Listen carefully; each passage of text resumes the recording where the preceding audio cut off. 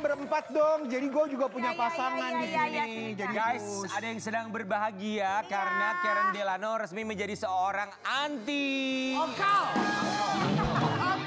Iya, uncle maaf. Uncle, ngomongnya Uncle alias menjadi paman. Selamat ya.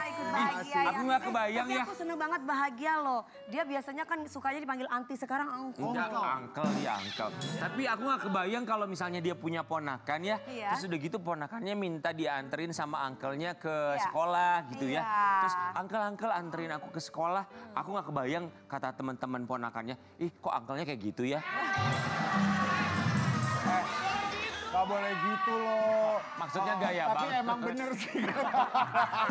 Maksudnya gaya banget gitu. Heboh. Stylish banget. Iya. Ya, makanya kita akan hadirkan, ini bintang tamunya. Ini bintang tamunya KKN ya guys. Apa itu? Karena adanya Karen Delano kita undang. Nah, dia datang ke sini nggak dibayar karena honor Karen Delano kita kasih.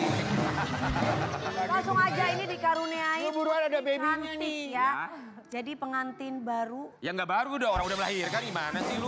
Baru tapi kan langsung punya baby. Langsung ya. hamil. Talk Iya, chair. Pagi-pagi biar kita hadirkan Top chair. adik dari Karen Delano, Ya. ada Karina Ivola dan sang suami Yama Carlos. Stay tuned, jangan cuek malu-malu. Aduh adek ini mau juga abang yang layu.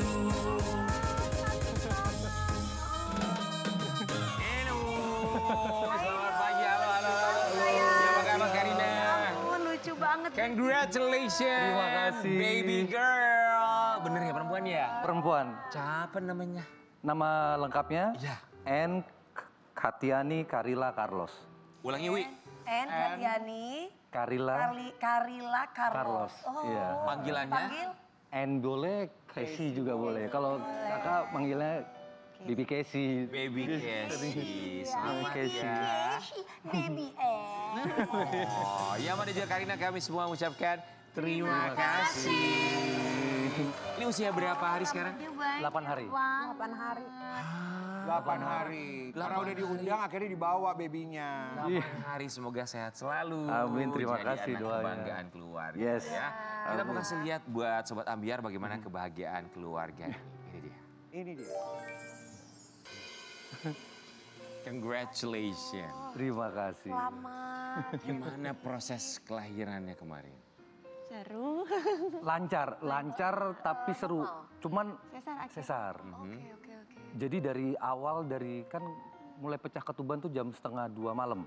Ya. Dan kami kan hidup memang berdua. Jadi tuh 1:30 malam pecah ketuban berdua. Udah tuh langsung nyiapin semua barang-barang. Untungnya istri saya kan udah nyiapin koper pakaian udah dari berapa minggu sebelumnya. Udah sampai rumah sakit jam 1:30 masih berdua juga. Belum ada yang datang. Sampai lahiran akhirnya babynya lahir tuh jam 9:55 pagi. 9:55 pagi. Nah kenapa harus disesar?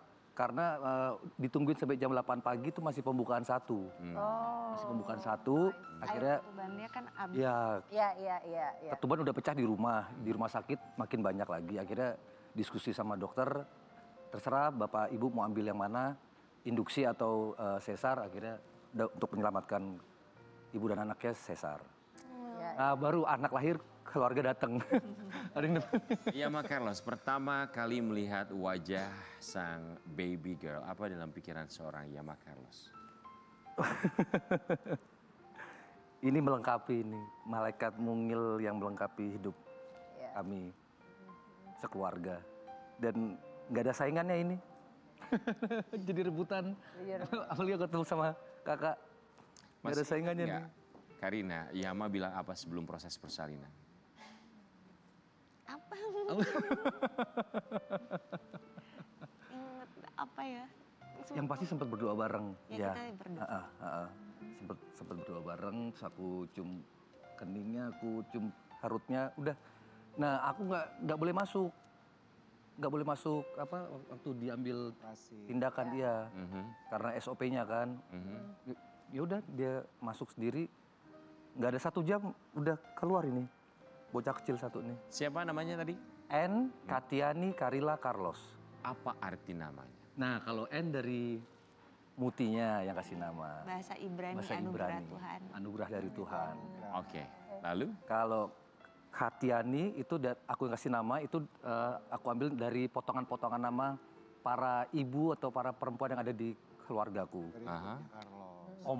Omaku tuh mamanya papa itu namanya Siti Khadijah. Ibunya Nabi kan itu kan, Siti Khadijah. Makanya depannya aku kasih nama KHA. Terus T-nya tuh itu potongan nama dari omaku, ibunya mama, kan namanya Longga Mareketini. Kakakku juga namanya Rocha Mareke Festiana. Terus Aninya tuh namanya mamaku, Mehas Festi Mariani.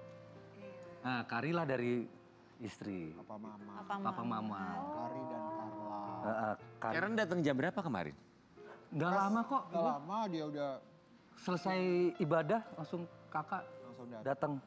Karen tuh sampai 2 hari live di sini selalu mengucapkan adik gue lahiran, Iya, adik gue happy lahiran. banget. 2 hari berturut-turut loh. Hari lahir datang, mau pulang datang. Oleh-oleh terus. So 8 hari pertama, Iya. apa yang dirasakan kalau buat Karina sebagai, ini kan pertama kalinya punya anak ya kalau buat Karina. Kalau buat aku ketiga. Ketiga. Oh, sorry, ketiga ya? Oh, Iya. I'm so sorry. Nggak apa-apa. So oke, Ketiga. 8 hari pertama apa yang dirasakan? Apa ya? Yang ngerasa kayak ini hadiah banget sih. Iya. Malah kalau menurut aku tuh bawa berkat banget. Bukain berkat dan keluarga, jadi kita semakin dekat lagi sama keluarga. Itu yang buat jadi berkat karena kan Karina sempat jauh dari keluarga besar juga, tapi ini jadi nyatuin semuanya. Sempat jauh dari keluarga. Maksudnya? Kan dulu sempat nggak terima papa mama meninggal kan, aku sempat nyalahin diri sendiri gitu. Nggak bisa jadi anak yang baik buat papa mama gitu. Jadi menjauh juga dari semuanya gitu. Kamu yang menjauh? Iya. Di sini ada kakak kamu. Is it true Karen benar bahwa itu yang pernah dirasakan Karina sampai akhirnya dia menjauh dari keluarga karena tidak terima papa mama berpulang? Ya. Jadi memang ketika itu kan Karina juga lagi berjuang sama kedua anaknya yang pertama. Dan di anak yang kedua tidak lama kemudian papa sakit. Papa sakit, dilanjuti mama duluan meninggal, 100 hari kemudian papa. Jadi mungkin masuk psikologiknya Karina, dia menganggap semuanya jadi kesalahannya dia. Karena kan dia punya problema dalam kehidupan rumah tangga juga sebelumnya, dia punya banyak hal lah yang dia harus lalui. Jadi memang pada akhirnya di situ dia memutuskan untuk menjauh sekali. Makanya kedekatan kami itu sebenarnya ya itu yang dikatakan sama Karina ketika memang diawali saya sempat bertanya-tanya hubungan mereka karena saya tidak mau Karina ada di dalam rumah tangga yang mungkin buat dia cukup bukan menyiksa ya, maksudnya bukan hidupnya dia. Tetapi kedua anaknya dia pertama itu kan kesayangan papa mama. Karena papa mama masih ada gitu. Nah ketika anak kedua baru saja lahir, papa langsung sakit. Jadi itu yang membuat mungkin Karina merasakan setiap kali kita membahasnya, dia merasakan dosa yang paling dalam gitu. Jadi dia menjauhkan diri. Jadi sempat ada gap antara Karina dan keluarga termasuk sama Karen? Termasuk sama saya. Termasuk sama saya. Karena memang ketika itu Karina menjadi orang yang sangat susah sekali untuk dikomunikasikan. Gak bisa dibilangin kalau ketemu kita selalu berantem. Dia merasakan bahwa hidup dia yang pilih itu adalah yang paling benar. Saya tidak mau mengatur sampai pada akhirnya seorang sahabat bilang, adik kamu tidak pernah mengatur kamu, kenapa kamu mengatur dia? Tapi kan saya mau menginginkan paling tidak anak-anaknya harus hidup dengan yang baik. Tapi goncangan begitu banyak sampai pada akhirnya Karina kena sakit autoimun. Dia harus pergi ke Singapura, dia rawat diri dia sendiri ke Singapura. Dan ketika itu saya lagi marah sekali. Jadi saya ngerasa bahwa ya lo atur hidup lo maunya seperti apa. Mau ketemu sama siapa, mau tidur di mana, bahkan saya pernah marah sama Karina di mukanya dia. Saya bilang, terserah. Lo mau hidup di bawah jembatan aja terserah. Itu mau lo lakukan. Karena saya tidak bisa melakukan, saya tidak bisa memberikan keputusan apapun karena saya tidak bisa masuk dalam kehidupannya dia sesenti pun. Karina dan Yama Carlos, maaf saya harus berbicara seperti ini di tengah kebahagiaan kalian. Tapi sebelum saya berbicara ini, perlu saya garis bawahi terlebih dahulu. Sekarang keadaannya sudah berbeda. Iya. Karen pernah cerita sama saya, sebelum kalian menikah, dia tidak suka dengan hubungan kalian. Wajar kok itu. You can feel it, right? Kamu bisa merasakan itu. Iya. Tapi akhirnya dia merestui. Iya. Dan ketika kalian diberikan momongan, kalian punya buah hati, he really loves it. He really loves you guys. Makanya berkali-kali dia tuh live, aku sampai kaget. 2 kali banget lu sebutin lu punya ponakan. 2 hari berturut-turut dia bahagia. Aku jadi om. Iya. Jadi kan fokusnya nggak ke kami lagi, fokusnya ke sini kan. Bukan masalah fokusnya sama baby girl, tapi fokusnya adalah kebahagiaan untuk kalian berdua. So Karen, your sister adik lo sama suaminya, sama keponakannya, udah utuh sebagai keluarga. Mau bilang apa sama mereka? Tapi betul ya, memang ini kebahagiaan tiada tara ketika pertama kali melihat bayi ini lahir. Saya melihat wajah papa pertama kali ketika melihat baby Ann. Saya bilang papa banget gitu. Makanya saya langsung jatuh cinta luar biasa. Ketika saya jatuh cinta sama baby ini, seperti ada cinta mula-mula antara saya sama adik saya dan Yama. Jadi saya merasakan bahwa ini adalah keluarga saya, mereka adik saya. Jadi apapun yang bisa saya lakukan untuk membahagiakan mereka, apalagi kepada keponakan saya yang kecil ini.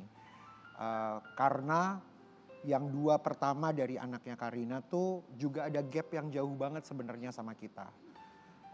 Itu yang membuat saya sedih dan saya nggak mau ini papa mama di sana bisa merasakan bahwa kenapa kok ini keluarga nggak bisa nyatu. Ya, jadi pesan saya cuma mau bilang selalu takut dalam Tuhan, selalu berdoa membimbing anak ini untuk benar-benar bisa menjadi anak yang bisa melihat Tuhan lebih besar dari semuanya. Itu aja sih. Karena saya percaya sama Yama adalah laki-laki yang cukup kuat untuk berjuang. Begitupun Karina, karena Karina tuh 39 tahun ya untuk melahirkan anak ketiga. Dan kemarin di rumah sakit Yama bilang, Kak saya masih mau 1 lagi tahun depan. Saya bilang, oh my God ini 40 tahun. Masih mau 1 lagi katanya. Ya berbahagia buat mereka, God bless you. Kita bukan hanya berbahagia buat Karina, buat Yama dan juga baby, tapi kita juga berbahagia buat Karen. Terima kasih. Sebagai keluarga yang komplit mencintai satu sama lain, menerima apa adanya dan menjadi pembelajaran bagi kita semua. Konflik dalam keluarga adalah hal yang begitu wajar sekali. Tapi ingat, pada akhirnya keluarga adalah tempat berpulang. Bahwa satu kalimat dalam bahasa Inggris, blood is thicker than water. Bahwa darah lebih kental daripada air. Kita kembali saat lagi, tetap di Pagi-Pagi.